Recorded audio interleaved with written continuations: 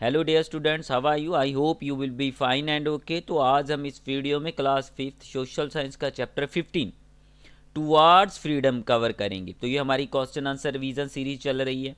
तो इससे पहले भी मैंने सभी चैप्टर की क्वेश्चन आंसर रिवीजन सीरीज की अलग से और चैप्टर की एक्सप्लेनेशन की अलग से वीडियो बनाई हुई है। उन सभी का प्लेलिस्ट का लिंक मैंने डिस्क्रिप्शन बॉक्स में डाल रखा है। अगर आपने वो देखनी हो अपनी रिक्वायरमेंट के अकॉर्डिंग तो नीचे जाके प्लेलिस्ट से आप वो देख सकते हो, क्वेश्चन आंसर भी और एक्सप्लेनेशन की वीडियो भी, सभी चैप्टर की। तो सबसे पहले इस वीडियो में हम क्या अंडरस्टैंड करेंगे, क्या लर्न करेंगे। गेट सेट आ जाता है। इसमें क्या है? Trade flourished between India and the countries listed in the table, use your atlas to fill in the table. तो अब क्या है, इसमें एक आपको टेबल दिया हुआ है। एक तरफ कंट्री लिखा है, कैपिटल लिखा है, a port, a near by water body लिखा हुआ है, ठीक है। दूसरी तरफ ऊपर पुर्तगाल, नीदरलैंड्स, फ्रांस, इंग्लैंड लिखा है। तो हमने इसमें कैपिटल फाइंड आउट करनी, पुर्तगाल की कौन सी है, नीदरलैंड की, फ्रांस की और इंग्लैंड की कौन सी है। उसके बाद पोर्ट आ जाता है, कौन सा पोर्ट वहाँ पे है लगता है उनको। पोर्ट मीन्स कि बंदरगाह कौन सी उनको लगती है, ठीक है। और नियर बाई वाटर बॉडीज़ कौन सी आ जाती है, तो ये फिल करना है टेबल, ठीक है। उसके बाद चेक पॉइंट आ जाता है, राइट, ट्रू और फॉल्स आ जाता है। उसके बाद A part tick the correct answer है। उसके बाद B part fill in the blanks आ जाता है। C part answer these question. D part think and answer. उसके बाद कुछ एक्स्ट्रा क्वेश्चन आंसर है। तो इन सभी को हम इस वीडियो में अंडरस्टैंड करेंगे और लर्न करेंगे। Now let us start this science chapter 15 towards freedom. तो सबसे पहले हमारा गेट सेट आ जाता है। कहता है कि trade flourished between India and the countries listed in the table. तो ये लिस्ट भी दी हुई है यहाँ पे, आप देख सकते हो। तो आपकी बुक पे हम कंप्लीट है, मैंने इसको कंप्लीट किया हुआ है। Use your atlas to find the table. कहता है कि भारत और देशों के बीच में व्यापार का विकास हुआ। फ्लोरिस्ट होता है विकास होना, विकास हुआ। कहता है कि तालिका में भरने के लिए अपने एटलस का उपयोग करें। तो ये तालिका में जो कंट्रीज भरी हुई है ना, ठीक है, ये वाली कंट्री होगी, पुर्तगाल हो गया, नीदरलैंड, फ्रांस और इंग्लैंड हो गए, लंदन। तो इनको आपने क्या करना है, एटलस के ऊपर फाइंड आउट करना है, देखना है वहाँ पे ऊपर। तो तालिका को समझते हैं। तो कहता है कंट्री, पुर्तगाल की बात कर लें, इसकी कैपिटल लिस्बोन है। अब पोर्ट, पोर्ट होता है बंदरगाह, लिस्बोनी आ जाएगा, लिस्बनी पोर्ट है। तो near by water bodies Atlantic ocean है, ठीक है। तो इसी तरह नीदरलैंड की बात कर लें, इसकी कैपिटल है एम्स्टर्डम, क्या बोलेंगे इसको, एम्स्टर्डम, ठीक है। तो पोर्ट आ गया यहाँ पे रोटरडम, ठीक है, रोटरडम। तो सी जो वाटर बॉडी आ गया, नॉर्थ सी आ जाता है, ठीक है, इसके नज़दीक नॉर्थ सी। तो फ्रांस की बात कर लेते हैं। तो फ्रांस कैपिटल आ गया पेरिस। तो पोर्ट, ठीक है, बंदरगाह जिसको बोलते हैं मार्से, ठीक है, मार्सेल, ठीक है, मार्सेल। उसके बाद सी आ गया, मेडिटेरियन सी आ जाता है, ठीक है। तो इंग्लैंड की बात कर लें, तो कैपिटल लंदन हो गया, ठीक है, कैपिटल लंदन। तो बंदरगाह जो है ग्रेम्स बी आ गया, ग्रेम्स बी। और सी जो है समंदर नियर बाई वाटर बॉडी, वो नॉर्थ सी आ गया, नॉर्थ सी। क्लियर है। इसके आगे हमारे चेक पॉइंट आ जाते हैं, ट्रू फॉल्स की फॉर्म में है। तो कहता है कि the farmers had to pay high taxes to the British, ठीक है, the farmer had to pay high taxes to the British. Yes, तो फार्मर को हाई टैक्स पे करना पड़ता था, किसानों को, सरकार को उच्च दर देना पड़ता था। तो ये ट्रू हो जाएगा हमारा। The local rulers were very happy with the British. कहता है कि जो स्थानिक शासक थे अंग्रेजों के साथ बहुत खुश थे। फॉल्स, कोई भी उनके साथ खुश नहीं था, ठीक है। तो स्थानिक जो शासक थे उनका भी शोषण हो रहा था, फॉल्स हो गया। थर्ड आ गया, कहता है कि the revolt was started by Indian craftsman and traders. तो विद्रोह भारतीय कारीगरों और व्यापारियों के द्वारा शुरू किया गया था, नहीं, ये फॉल्स हो जाएगा, ठीक है। तो the British were defeated in revolt. तो कहता है कि विद्रोह में अंग्रेज हार गए थे, ये भी फॉल्स है, ठीक है। तो अंग्रेज जीत गए थे इस विद्रोह में। ए पार्ट आ गया, टिक द करेक्ट। कहता है कि the cheaper cloth imported from England made the Indian weaver poor. ठीक है, तो कहता है कि इंग्लैंड से आयात सस्ते कपड़े ने जो भारतीय बुनकर थे ना, कपड़ा बनाने वाले थे, उनको गरीब बना दिया। देखो पहले ये काम करते थे, ठीक है, हमारे इंडियन का कपड़ा बाहर जाता था, बहुत डिमांड थी। पर इंग्लैंड में औद्योगिक क्रांति आई, उसमें मशीनें आ गई, स्पेनिंग जैनी वगैरह मशीन आ गई, तो उससे क्या होता था कि उनका कपड़ा सस्ता पड़ता था। ठीक है, और मशीनों द्वारा बना होता था। ठीक है, उस कपड़े की इंडियन जो मार्केट में बाढ़ ही ला दी उन्होंने, बाढ़ ला दी, फ्लड आ गया। जैसे ऐसे था कि सारे के सारे इंडियन लोग वही कपड़ा पहनने लग गए थे क्योंकि वह सस्ता होता था। ठीक है, तो जो इंडियन वाले जो बुनकर थे, वीवर थे, वो गरीब हो गए थे बहुत ज़्यादा। ठीक है, कहता है कि the revolt of 1857 started at Meerut. ठीक है, तो 1857 का विद्रोह जो शुरू हुआ था मेरठ से। ठीक है, तो ये मेरठ से शुरू हुआ था। नेक्स्ट आ गया हमारा the rule of the English east India company ended in 1858। ठीक है, तो कहता है कि ये अंग्रेजी ईस्ट इंडिया कंपनी का शासन समाप्त हो गया था कब? 1858 में। ठीक है, ये नहीं है कि तब अंग्रेज यहाँ से चले गए थे। ठीक है, अब पहले, ठीक है, जो ईस्ट इंडिया कंपनी शासक करती थी इंडिया में, अब सीधा उनके जो रानी थी, ठीक है, उनका सम्राट जो था उसके अधीन हो जाता था। ठीक है, अब उनकी संसद जो थी वह शासन करना शुरू कर दिया उन्होंने इंडिया में।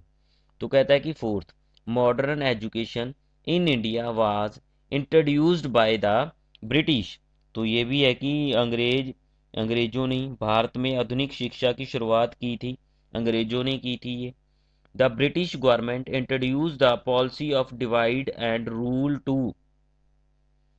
ब्रिटिश सरकार ने फूट डालो और राज करो की नीति शुरू की। सप्रेस नेशनलिज्म, तो सप्रेस होता है दबा देना। ठीक है, तो नेशनलिज्म की भावना जो इंडिया में लोगों में आई थी उनको दबा देना। ठीक है, किसके साथ? रूल एंड डिवाइड नीति का उपयोग किया था, इसी के कारण भारत और पाकिस्तान अलग अलग हो गए। हाँ जी, तो B part fill in the blanks आ गया। तो कहता है कि the British force the farmer to grow indigo and cotton. ठीक है, तो अंग्रेजों ने किसानों को इंडिगो और कपास उगाने के लिए मजबूर किया। ठीक है, तो नेक्स्ट आ गया Bahadur Shah Zafar was the last Mughal emperor. तो बहादुर शाह जफर अंतिम मुगल सम्राट था। ठीक है, अब बहादुर शाह जफर द्वितीय है, यहाँ पे सेकंड आएगा। वैसे बुक में आपके बहादुर शाह जफरी लिखा हुआ है, वैसे एक्चुअल में बहादुर शाह जफर सेकंड आएगा यहाँ पे। तो was the last Mughal empire. तो कहता है कि the revolt was led by Begum Hazrat Mahal Awadh. ठीक है, तो जो बेगम हजरत महल थी, उसने जो रिवॉल्ट था, विद्रोह था, उसकी अगुवाई की थी कहाँ से? अवध से। ठीक है, तो कहता है कि विद्रोह का नेतृत्व, ठीक है, बेगम हजरत महल ने अवध से किया था। The Indian National Congress was formed by A O Hume. ठीक है, भारतीय राष्ट्रीय कांग्रेस का गठन ए ओ ह्यूम ने किया था। याद रखना है, ए ओ ह्यूम, तो अंग्रेज अधिकारी था ये। फिफ्थ आ गया the president of first session of the Indian National Congress वास। ठीक है, भारतीय राष्ट्रीय कांग्रेस के पहले सत्र के अध्यक्ष थे, कौन थे? W C Banerjee. W Byomkesh Chandra Banerjee थे ना, जो फर्स्ट सेशन के क्या थे? प्रेसिडेंट थे। सी आ गया आंसर द दीज क्वेश्चन। तो फर्स्ट क्वेश्चन आ गया how was trade with India profitable for the English east India companies. ठीक है, तो कहता है कि इंग्लिश ईस्ट इंडिया कंपनी के लिए भारत के साथ व्यापार कैसे लाभदायक था।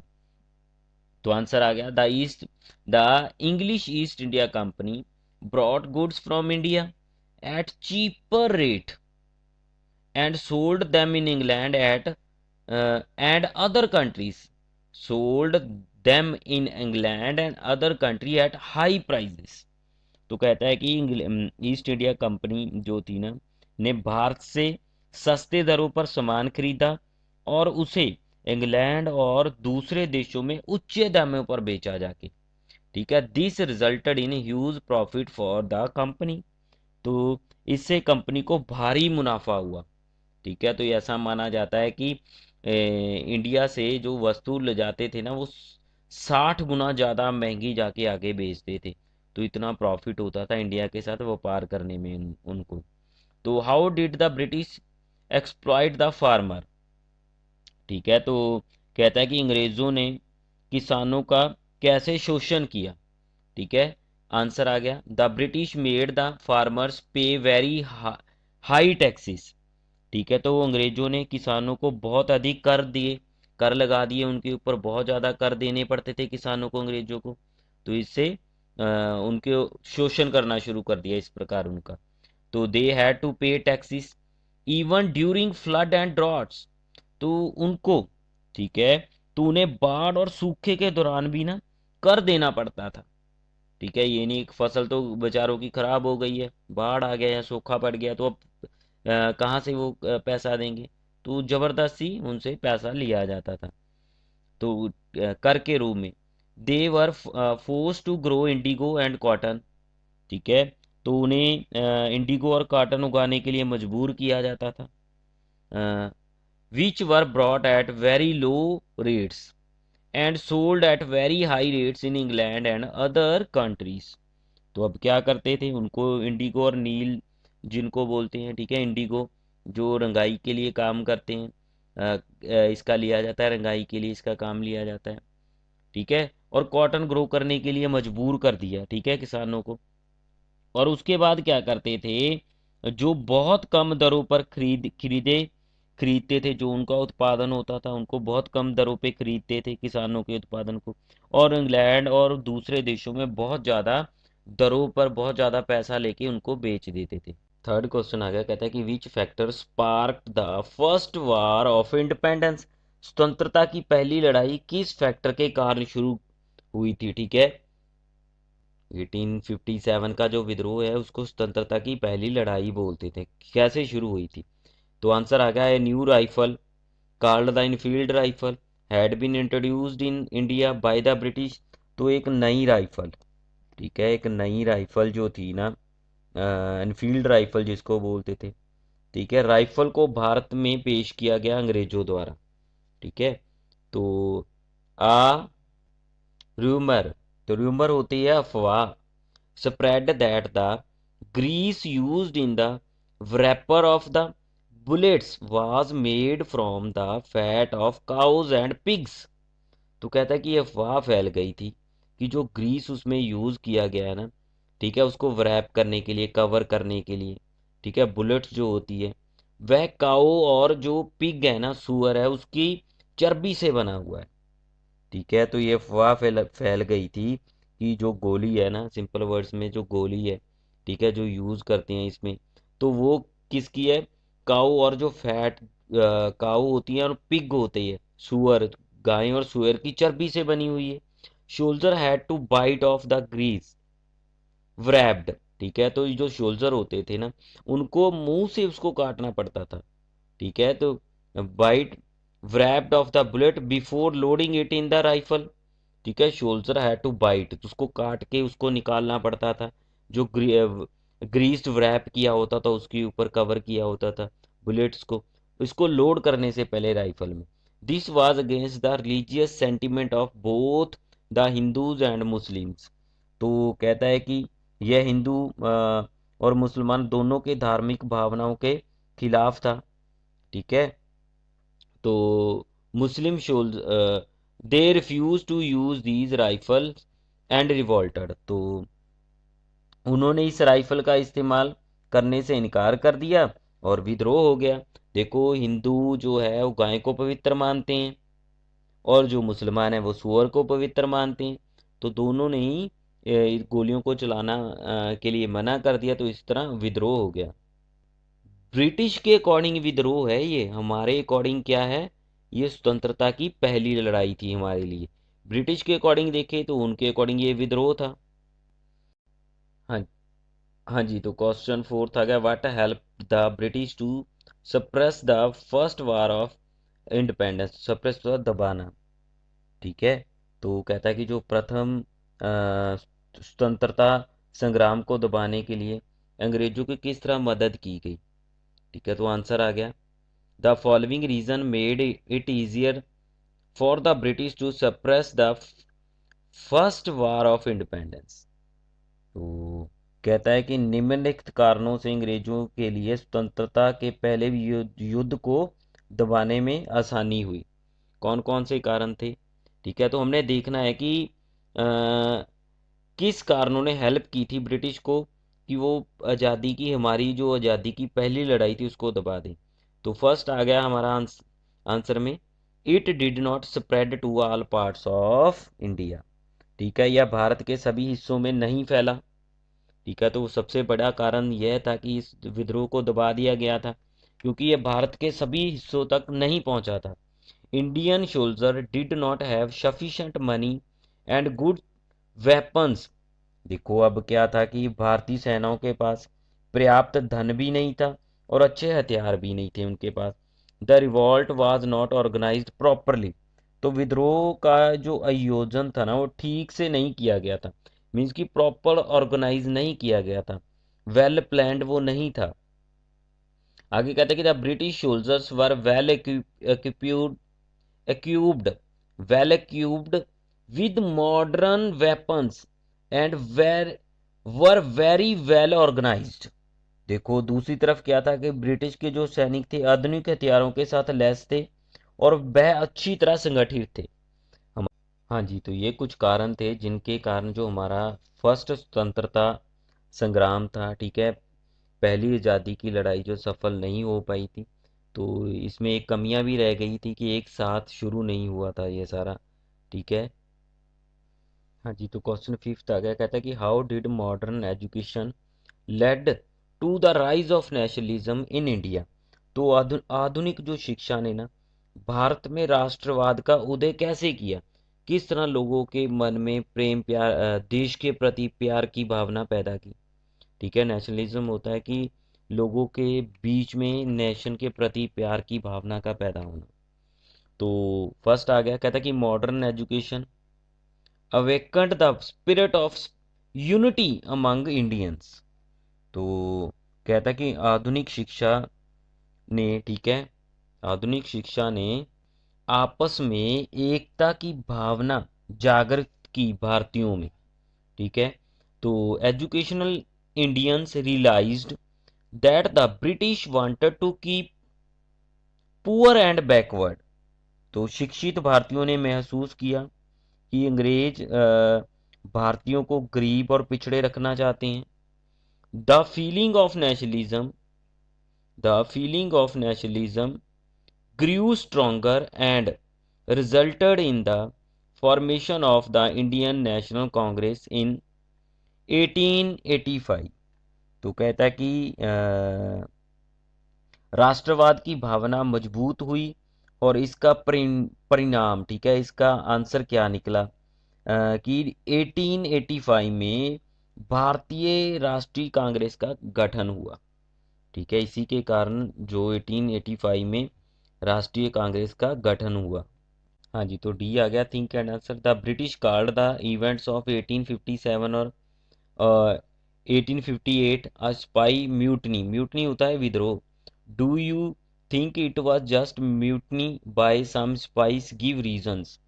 कहता है कि अंग्रेजों ने 1857 और 58 की घटना को स्पाई विद्रोह का नाम विद्रोह कहा है, ठीक है। क्या आपको लगता है कि यह सिर्फ एक स्पाई द्वारा किया गया विद्रोह था? कारण दो, कारण बताना है हमने, गिव रीजन। आंसर आ गया, no it was just not a spy revolt. No it was not just a revolt by some spice और soldiers of the Indian army. कहता है कि नहीं, यह भारतीयों सेना के कुछ सिपाहियों या सैनिकों द्वारा विद्रोह नहीं था। ठीक है, कहता है कि the people of the country also participated in the revolt. कहता है कि देश के लोगों ने भी विद्रोह में भाग लिया था, हिस्सा लिया था। Many rulers such as Rani Lakshmibai, Begum Hazrat Mahal, Nana Sahib and Bahadur Shah Zafar and the people belong to the various sections of the society came together to fight against the oppressive rule of the English East India Company। तो कहता है कि कई शासक जैसे रानी लक्ष्मीबाई हो गया, बेगम हजरत महल हो गया, नाना साहिब हो गया और बहादुर शाह जफर, और कहता है कि समाज के अलग अलग वर्गों से जुड़े हुए लोग, ठीक है, वो सारे के सारे जितने भी लोग ये थे सारे के सारे एक साथ, जो अंग्रेजी भारतीय कंपनी थी ना, ठीक है, उसकी दमनकारी जो शासन के खिलाफ लड़ने के लिए एक साथ आए थे ये। तो इसको सिपाही विद्रोह नहीं किया कहना चाहिए, तो अंग्रेजों के अकॉर्डिंग ये सिपाही विद्रोह था, हमारे लिए स्वतंत्रता की पहली लड़ाई थी। सभी सेक्शन एक साथ होके लड़े थे। तो कुछ कारण थे कि वे एक वेल ऑर्गेनाइज नहीं था, इसी कारण सफल नहीं हुआ। तो वेयर डिड 1857 से रिवॉल्ट स्टार्ट, तो 1857 का विद्रोह जो था कहाँ से शुरू हुआ था? मेरठ से शुरू हुआ था। ठीक है, हमें सभी को पता है कि ये कहाँ से शुरू हुआ था, मेरठ से शुरू हुआ था। कहता है कि when was the revolt of 1857 started, तो कब शुरू हुआ था? 10 मई 1857 में ये शुरू हुआ था। ठीक है, 10 मई को शुरू हुआ था ये 1857 में। कहता है कि when was the Indian National Congress formed. ठीक है, तो भारतीय राष्ट्रीय कांग्रेस का गठन कब हुआ था? तो 28 दिसंबर 1885 में। ठीक है, 28 दिसंबर 1885 में इंडियन नेशनल कांग्रेस का गठन हुआ था। Who was the main leader of 1857 revolt, तो 1857 रिवॉल्ट के विद्रोह के जो मुख्य नेता कौन कौन से थे? मेन लीडर्स ऑफ 1857 से रिवॉल्ट पर रानी लक्ष्मीबाई, कुंवर सिंह, बहादुर सिंह, ठीक है, कुंवर सिंह और बहादुर शाह। ठीक है, तो ये अलग अलग करके लिख सकते हो आप, इसको नीचे लिख सकते हो, 6 पॉइंट बन जाएंगे। कुंवर सिंह, बहादुर शाह, उसके बाद नाना साहिब, तात्या टोपे, बेगम हजरत महल। इसी के साथ हमारी ये वीडियो कंप्लीट होती है। अगर वीडियो अच्छी लगी तो चैनल को सब्सक्राइब करके घंटी वाला बटन प्रेस कर देना, ताकि मेरी आने वाली वीडियो का नोटिफिकेशन आप तक पहुंच पाए। Thanks for watching this video.